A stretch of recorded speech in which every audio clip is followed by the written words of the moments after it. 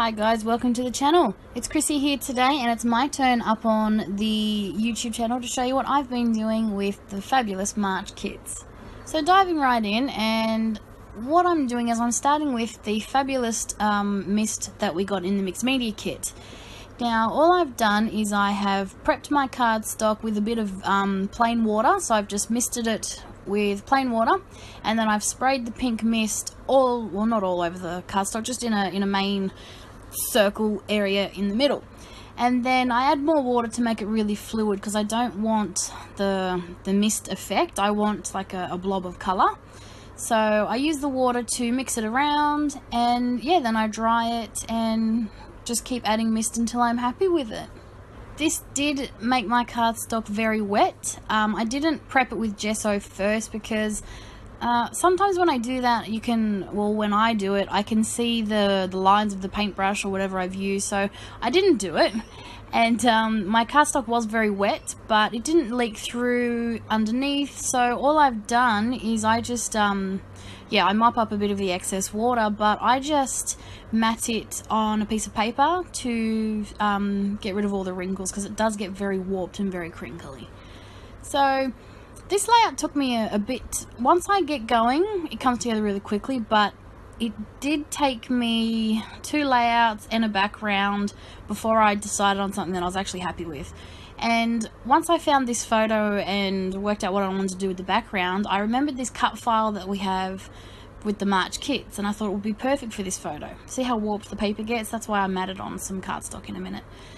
And I really wanted to use this cut file. Flimsy cut files are a pain to glue down, so I've cut all of that out, but I'm happy with the way it looks in the end. I've tried to keep it together as much as I can to transfer onto my page, so I didn't warp the shapes or anything. And yeah, once it's down, I glue it down quickly, and yeah, that's my cut file on my background. So I'm trimming my cardstock down because, like I said, I'm going to mat it on some pattern paper from the kit. Now, matting it on the pattern paper, 1, gives it the great border, but 2, when you've used a lot of mixed media or wet media of any kind, or water in general, it helps flatten it out. So I have this really warped piece now, but once I attach it to that background piece, it flattens out very quickly.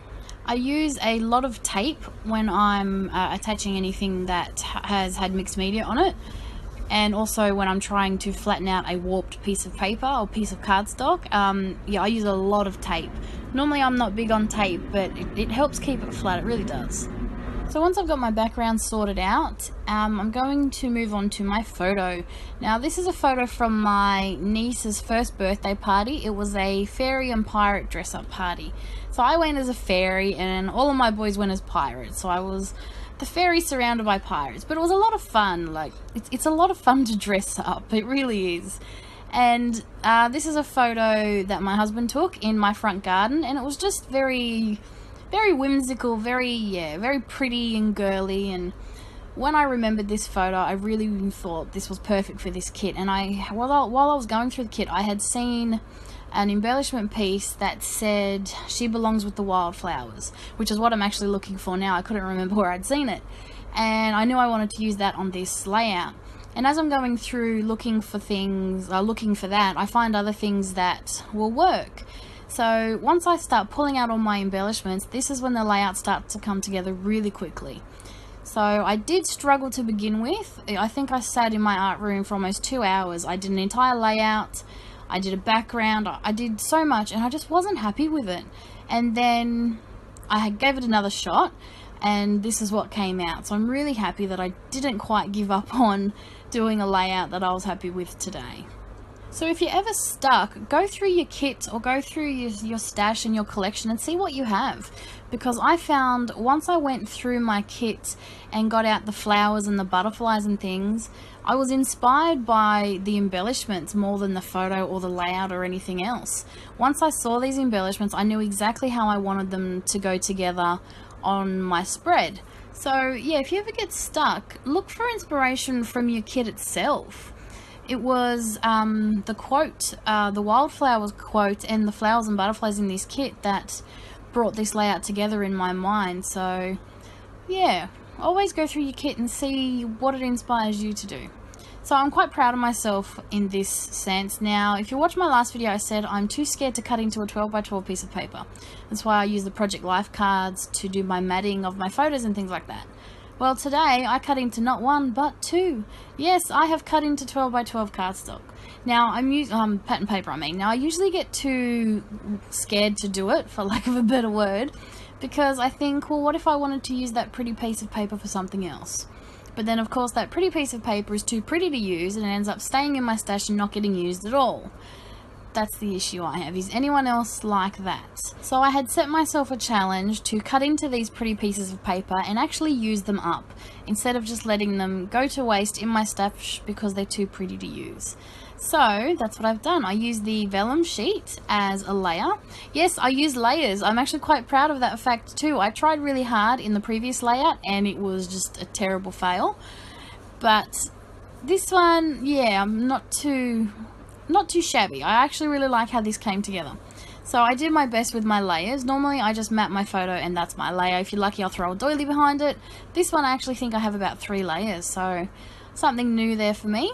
And I do use a doily as well. The doily is not quite big enough, so I cut it in half and put a little bit on either side. And then I decide that everything's just looking a bit too flat and it needs something else. So I go to my stash and I get out some plain white cotton thread. And I pull lots and lots of that out. And you may have heard me say the phrase faking the random before. I can't make random look good. I can't do it. It never falls randomly and looks pretty like I've seen people do on YouTube. Doesn't work for me. So I spend a lot of time making something look random and pretty, and yeah, you'll see what I mean. So here comes my cotton thread. So instead of just throwing it down and it working where it lays, nope. I have to go through and try and, you know, fake the random and make it look half decent. But I'm not, you know, I don't mind how it ends up. I really like it. So once I finally got that down, I put my photo down and now we're going to embellish. So I'm going to start with the piece that I went searching for that really made me want to use this photo with this layout, and that is the She Belongs with the Wildflowers little piece. So I bump it up on some foam, and that's also going to double as my title. And then I build my cluster from this piece here. I've gone through and I've picked out some butterflies and flowers that I like, and I'm just going to make a little cluster centered around this one little title piece. I really wish that I was able to get my hands on some more flowers with this ephemera kit. Now I know that's not something I thought I would ever say, because I don't use flowers much, not at all. Especially not the paper bulky ones. Yeah, I don't do bulky flowers, I just can't make them work. But in this case, the cardstock ones from the ephemera pack, they just work really well. You can tuck them behind things and layer them, and they make really beautiful clusters, and I really wish there had been more in this kit. But I use up all the flowers I have left and make my little cluster here, and then I use the butterflies from the ephemera pack as well. I considered fussy cutting them from the piece of 12 by 12 pattern paper that we got in the kit, but I'm not a fan of fussy cutting, and someone had already done that in the design team to show you that you can, so I thought, yeah, let's give that a pass and I'll just go with these ones.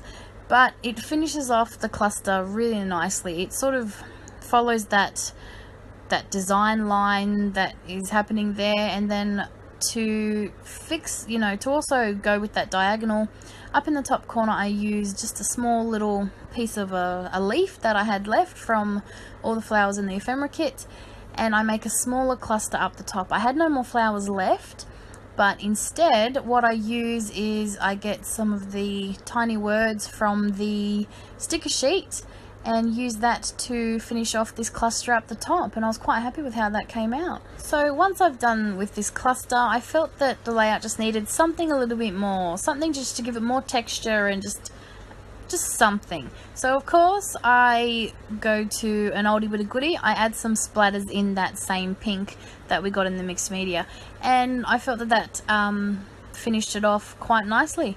So that's it from me. That's my layout finished. I really hope you've enjoyed the video.